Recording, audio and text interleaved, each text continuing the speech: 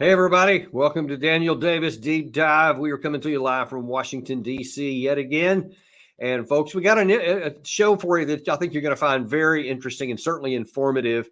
We often talk about the reason we have Daniel Davis Deep Dive is so you have more than just like a short 2 or 3 minute clip you may see on TV and with really none of the nuance or context to it. You don't get a chance to really even ask questions or even think about what else may be true.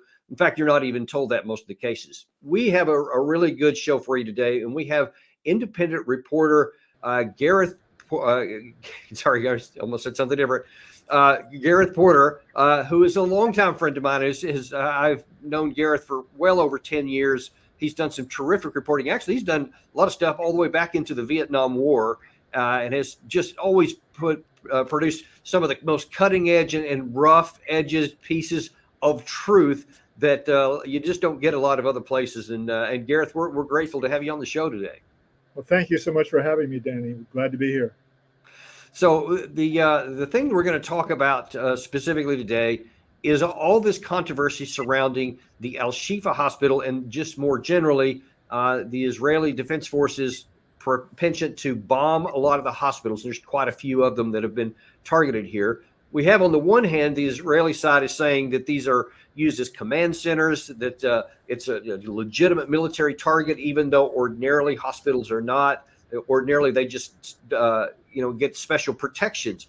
But as soon as one side or the other uses them for military purposes, they lose their protection. The Israeli side says that's exactly what happened here. So because Hamas used them, they can now attack the hospitals. On the other hand, you have many, of course, in the Palestinian area, you have some UN agencies that are saying, no, the hospitals are hospitals and they're not being used as a command center. So we're trying to find out the truth. Now, Gareth has written a couple of pieces so far. It has some others in the pipeline, as I understand, talking about what actually is going on, what Israel knows, what Israel has said, and what other news organizations have reported that don't get a lot of press here. Now, to set the stage, I want to show you just a couple of videos of how we got to where we're at right now, and then I'm going to have Gareth give us some of his reporting and what he's discovered. So, first of all, the first thing I want to see is just a couple of days ago, you had one of the senior Israeli spokesmen who went into the Al-Shifa hospital, and what he talks about here, and this was an uncut video with no edits because he wanted to prove that when he walked inside, it wasn't cut. We have edited a little bit for clarity to hit the main points, but here's what he presented. Shalom everyone, Lieutenant Colonel Jonathan from the IDF here. I am in the Shifa hospital, as you can see from the sign behind me, and as you can clearly see from the building. We are going to do a one-shot video, one shot, no editing, of all of the evidence that we have found just now in this building of the Shifa hospital.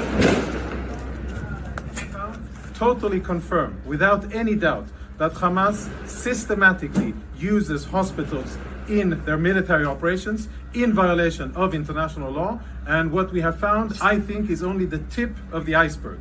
Let me show you a few examples.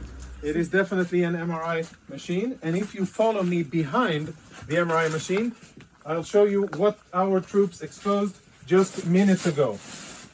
In military terms, this is a grab bag, grab and go of a Hamas combatant. And if you zoom in and we get some light over here, what you will be able to see is military equipment. There is an AK-47, there are cartridges, ammo, there are grenades in here, of course uniform, and all of this was hidden very conveniently, secretly behind the MRI machine. And when our troops opened this closet here, which is in the main part of the clinic, this is what they found. These weapons have absolutely no business being inside a hospital. The only reason they're here is because Hamas put them here, because they use this place, like many other hospitals and ambulances and sensitive facilities inside the Gaza Strip, for their illicit military purposes. Now, of course, we have to take all this at face value. We don't have any independent information that says that that these things were actually discovered and were not placed there. Unfortunately, it's really easy to have manufactured this to just put a couple of bags down, or it could be as legit as they say. We don't have any way to independently identify it. But I will say this, from a military perspective, if Hamas is using this as a major military headquarters, which is what they had been claiming. I'm not sure why they would put a grab and go bag behind an MRI machine of a building that they say that they have, because if it was that, there would be no reason to hide something within the hospital because they have control of it. And there would be a lot more than that. Now, to really drive that point home, one of the other things that Gareth will talk about here in a second from his articles is that on November 14th, there actually was a Hamas headquarters that was discovered. And as we're going to see from the next two clips here, what you see there very much looks like a headquarters. New video released by the IDF this morning showing troops raiding a Hamas commander's headquarters. This, as Israeli forces say 2 more soldiers were killed during their ground operation into Gaza, bringing the total dead to 47 soldiers. Now, there was subsequently some video released that shows actually what they found when they went into these headquarters. And I want you to compare the difference between what that first video I just showed you showed some grab bags here and there, and what this one looks, what they show in this one. And this one looks more systematically like an actual headquarters building.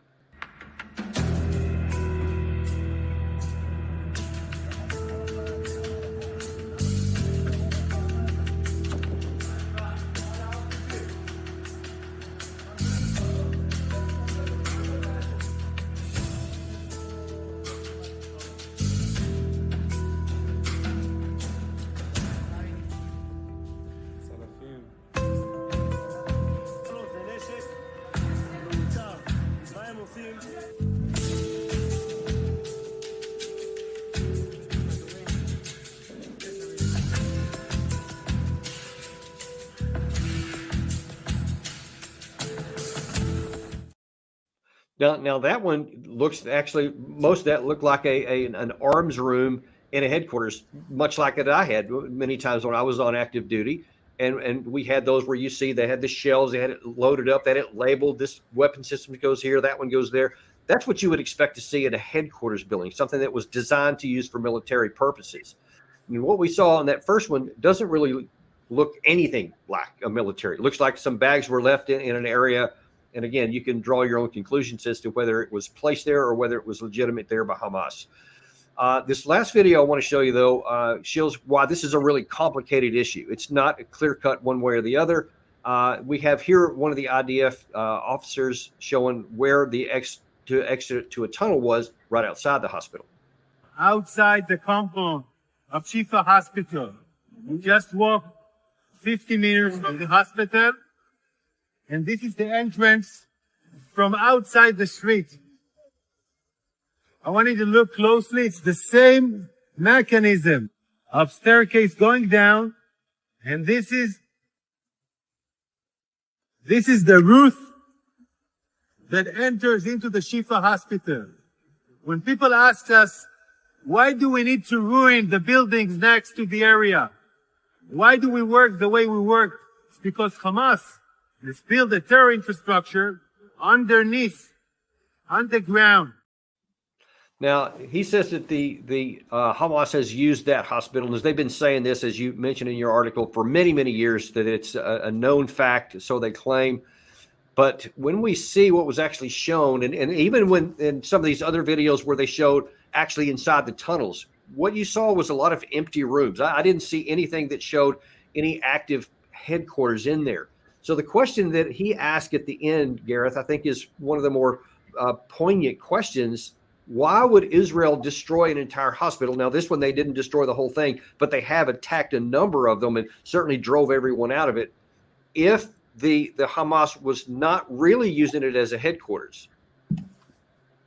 Well, first of all, I think you have to begin with the assumption that the Israelis are so determined to eliminate as much as possible, and I think that means in practical terms completely, the hospital system of Gaza.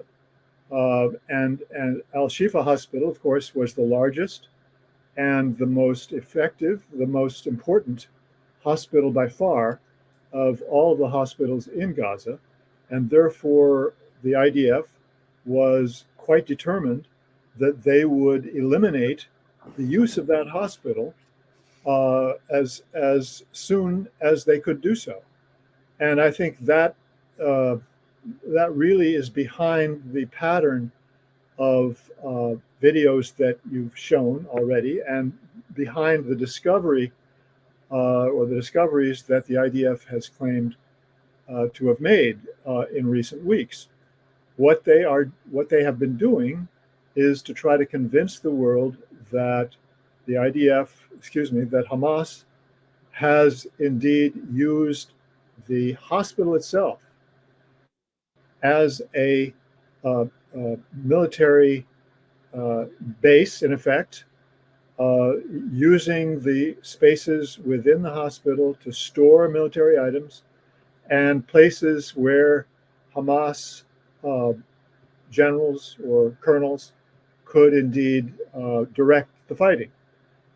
Now, let's just say for a second, let's take what they said at face value, and let's say that none of those things were placed there. There actually were bags of weapons that were placed there by the IDF, as we see in that last tunnel system, and as you and I have discussed previously. While the Israeli engineers did actually help build some basements in the Al-Shifa hospital, those tunnels that they're showing, by all accounts, actually were built by Hamas, and you can't imagine that they would be built for anything other than potential military uses. But what we haven't seen is the actual usage of them for military purposes. But as you point out, on the 14th of November, the IDF did capture an actual headquarters. I wonder if you could talk a little bit about what they did capture. Sure. Very quickly, what happened on in November 14th, 15th, was that the IDF discovered underneath the headquarters, above ground headquarters of the Hamas High Command in northern Gaza, the tunnel facility directly underneath it, which turned out to have an underground system that would allow Hamas to use that if anything happened to their headquarters above ground. And that was discovered, as I say, I believe it was on the 14th. Excuse me, no, this was I have to stop and think now, because it overlaps with something that was happening with regard to Shifa. They discovered it on the 14th, and the 14th of November, and the IDF was just at that moment making their plan to enter the Shifa hospital and show that that was where the High Command's headquarters were. And the problem for them was that the Jerusalem Post had already published an article that revealed that in fact the IDF had found the headquarters underground in a tunnel underneath the place that they had already bombed in northern Gaza. And interesting, Gareth. I actually, because of your article, I went back and found that Jerusalem Post piece, and it was remarkable that they said in the tunnel complex, they said it was one of the most sophisticated situations they had ever seen. It had communications gear, it had command and control capabilities, and presumably maps and all that. Everything you would expect to see in a command center. And it was only 8 kilometers away from the Al-Shifa hospital. So the question would certainly come in, why would Hamas build a command center under their headquarters that's as elaborate as that, and have another one 8 kilometers away under a hospital? Because clearly they wanted their command center, the main one, to be where their headquarters was. So it's unclear why that they would expect another one. And of course, as the videos are now showing, we don't see any evidence of a sophisticated anything. We see lots of tunnels, but we don't see any use as a command center. So then we have to get back to the original question: is it a valid military target because of the existence of the tunnels themselves? Well, and of course, the answer to that is very clear and very plain, and it is that the hospital is not a valid military target, cannot be a valid military target, unless you actually find real evidence that there is military planning, military activities going on inside. And I think you were absolutely correct in your assessment of what was shown by the IDF, that it didn't really constitute valid evidence at all, because it's the easiest thing in the world to carry into the hospital the IDF carrying into the hospital an array of guns and ammunition and uniforms and so forth. And secondly, and even I think equally importantly, the idea that Hamas would want to keep its military equipment and command center in the hospital rather than underground doesn't make real sense, because it's so much more vulnerable, clearly, to being found out by the IDF, which has spies constantly in the hospital, as you can imagine. It's unimaginable that the IDF would have used the hospital as the actual place to try to guide the fighting. Now, you actually say, Gareth, that you contended at the first of this episode here that you think that actually Israel is targeting hospitals as opposed to just doing what's military necessity to end this. What do you base that on? That's the key point. That's the key point, Danny. What's really going on here is that the IDF and the Israeli government are absolutely determined to eliminate the hospital system entirely from Gaza. The reason, because they want to impose the maximum suffering on the population, the civilian population of Gaza, possible. And the hospital system is an obstacle to that aim.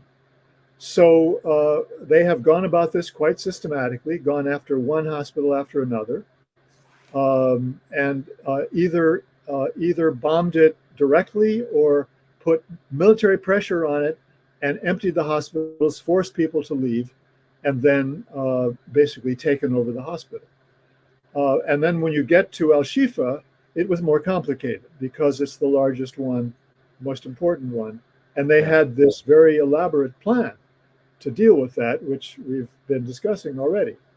And then they have the problem that Jerusalem Post publishes this article saying, sorry, the command center has already been found 8.5 miles or 8 miles nearby. But that story mysteriously disappeared, was never seen again, either in the Israeli press or in the American press. Somehow or other, they finagled, they managed to keep that news out of the news stream. I think it was really quite an accomplishment. So yeah, in any case, you know, Gareth, there's lots of debate going on, and even within Israeli society, much less internationally, that there is a component within the Israeli government as well as their society at large that believes that because they have had so much, you know, this is the fifth Hamas-Israel war going back to 2006, I think it was the first one.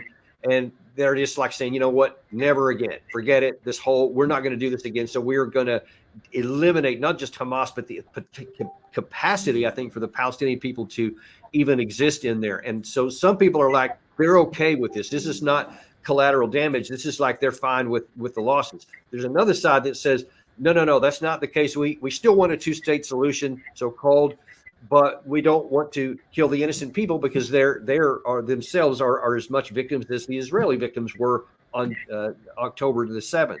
And the question is that I don't think it can even be answered, which is actually driving the Israeli war cabinet. What are they trying to do? Because President Biden is emphatically saying, you know, even among the hospitals, he says, no, we have to be careful about this. We have to take care not to cause any unnecessary damage because there are going to be people having to live there. There's got to be a what next after this war is over. And if these kinds of, I think that one of the things we'll be able to distinguish which path they're on is what happens next.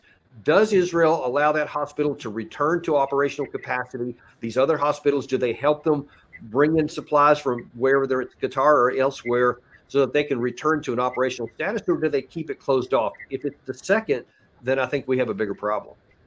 Danny, we do have a bigger problem because the evidence is overwhelming that the Israeli aim in their policy toward the hospitals is part of a broader aim of essentially near genocidal destruction of the entire civilian society and population of Gaza.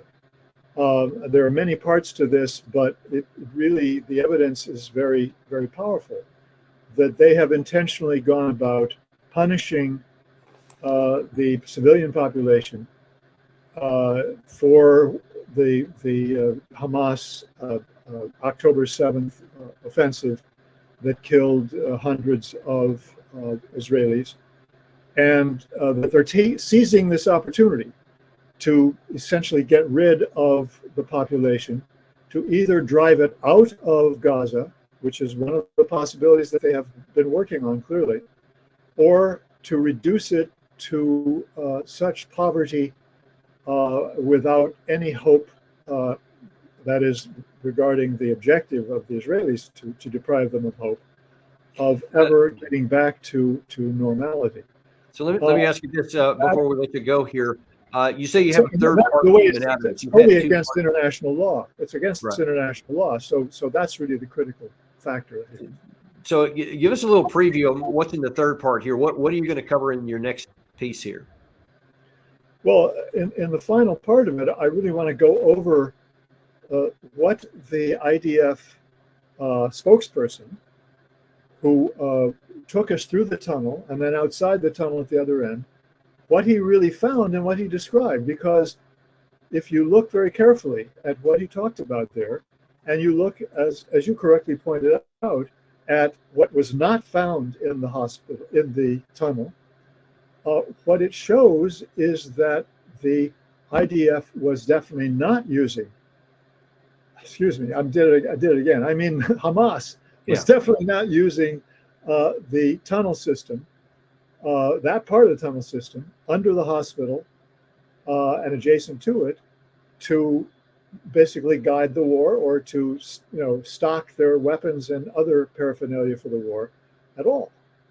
And that suggests, and I'm going to reach the conclusion based on the totality of the evidence, that either the IDF got out of that tunnel very early in October, soon after the October 7th event, and the Israelis began to prepare for war, or began to fight the war, I should say, or soon after that, or even before that they were never in that part of the tunnel system during this part of the war, during this war.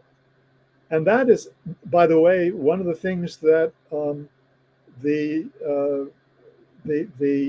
author of an article in Haaretz, which has been regarded as the best case against or for the idea that Hamas was using that tunnel system for war purposes, made the point in passing that it looks like they haven't been in the tunnel for quite a while, and maybe suggesting that they have not even been in that tunnel during this war.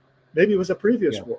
Yeah, it nearly all the pictures are like literally sanitized, so there didn't appear to be any use at all. And Gareth, I think one of the bigger reasons is that this is not a, hey, we're just trying to beat up Israel or point a finger at Israel. It's like this has to be figured out. We have to ascertain the truth of this, because there are bigger things involved here than just the Palestinian Hamas war. The Israeli Hamas war, because Israel cannot continue this war. They haven't even got into the really hard part yet, and that's in the south, where there's now almost 2 million people, squished into this tiny area, where if we've had this up to 15, 16,000 casualties so far, it's going to be even more when they start moving into the southern part of that. And Israel cannot maintain its Western support, not just the United States, but in the Western world, if it is apparent, if it becomes believed that they are actually okay with destroying the infrastructure, because they won't be able to maintain support of that. And the flip side is also true, that if the Arab regimes and the Arab people in that region come to the conclusion that the Palestinians are being systematically wiped out, I don't think that they're going to continue to stay on the sidelines. That could escalate it into a big war, which would have a big impact on American national security, and would be bad for everybody in the region. So I think it's important that we get to the truth of this, and we really appreciate you coming on and sharing what you've learned so far. Thanks very much, and I totally agree with the statement you've just made. I think it's terribly important for all those reasons, and that is exactly what I believe is going on as well, that the Israelis have made a very serious mistake, strategic mistake, the Biden administration at first, I think, did not understand just how serious that mistake was. I think now that they do understand that. Yeah, and I guess it's going to depend on, we're going to find out what's going to happen next. But Gareth, thanks so much for your time here. This is your book, Manufactured Crisis, which you wrote back in 2014, The Untold Story of the Iran Nuclear Scare. So we invite people to go take a look at that. And we thank you very much for coming on our show today.